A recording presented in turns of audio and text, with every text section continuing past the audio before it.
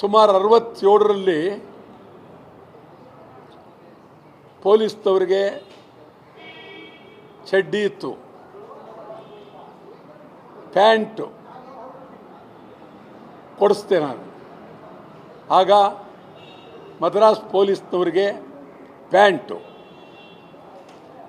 ಕರ್ನಾಟಕದ ಮೈಸೂರು, ಆಗ 67 ಕರ್ನಾಟಕ ನಮ್ಮ ಪೊಲೀಸ್ನವ್ರಿಗೆ ಚಡ್ಡಿ. ಇದು ಬಹಳ ಗಂಭೀರವಾಗಿ ಆವತ್ತು ಮುಖ್ಯಮಂತ್ರಿ ಆಗಿದ್ದವರು ಮತ್ತು ಗೃಹ ಇಲಾಖೆ ಹೊಂದಿದ್ದಂಥ ವೀರೇಂದ್ರ ಪಾಟೀಲರು, ನಾನು ಅಸೆಂಬ್ಲಿ ಮೆಂಬರ್ ಆಗ 67ರಲ್ಲಿ ನಾನು ಶಾಸನಸಭೆಯ ಸದಸ್ಯ. ಆಗ ವೀರೇಂದ್ರ ಪಾಟೀಲರಿಗೆ ಹೇಳಿ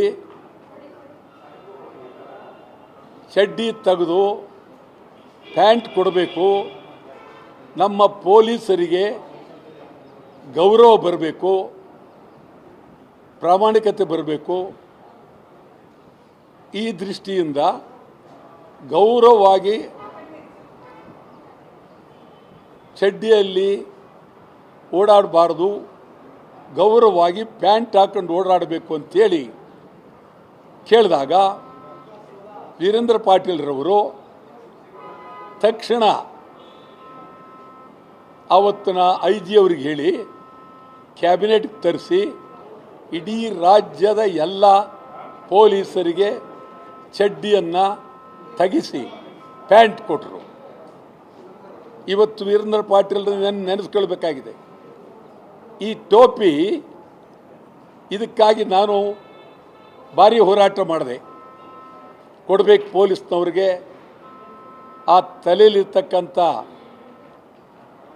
ಹ್ಯಾಟ್ ಏನಿದೆ ಅದು ಕಬ್ಬಣ ಇದ್ದಂಗಿದೆ. ಆ ಕಬ್ಬಣದ ಹ್ಯಾಟನ್ನು ತೆಗೆದು ಸ್ವಲ್ಪ ತಲೆಗೆ ತೂಕ ಇಲ್ಲದೆ ಇರತಕ್ಕಂಥ ಟೋಪಿಯನ್ನು ಕೊಡಬೇಕು ಅಂಥೇಳಿ ಭಾಳ ಸಾರಿ ನಾನು ಹೋರಾಟ ಮಾಡಿದ್ದೆ. ಸರ್ಕಾರಕ್ಕೆ ನಾನು ಅಭಿನಂದನೆ ಸಲ್ಲಿಸ್ತೇನೆ. ಪೊಲೀಸ್ ಇಲಾಖೆಯ ಉನ್ನತ ಅಧಿಕಾರಿಗಳಿಗೂ ಅಭಿನಂದನೆ ಸಲ್ಲಿಸ್ತೇನೆ. ಭಾಳ ಗೌರವವಾಗಿ ಇವತ್ತು ಹಳೆ ಟೋಪಿಯನ್ನು ಬದಲಾವಣೆ ಮಾಡಿ ಹೊಸ ಟೋಪಿಯನ್ನು ಕೊಟ್ಟಿದ್ದಾರೆ. ಇದು ರಾಜ್ಯೋತ್ಸವಕ್ಕೆ ಕೊಟ್ಟಂಥ ಕೊಡುಗೆ, ಕರ್ನಾಟಕ ರಾಜ್ಯೋತ್ಸವಕ್ಕೆ ಪೊಲೀಸ್ನವರಿಗೆ ಕೊಟ್ಟಂಥ ಕೊಡುಗೆ.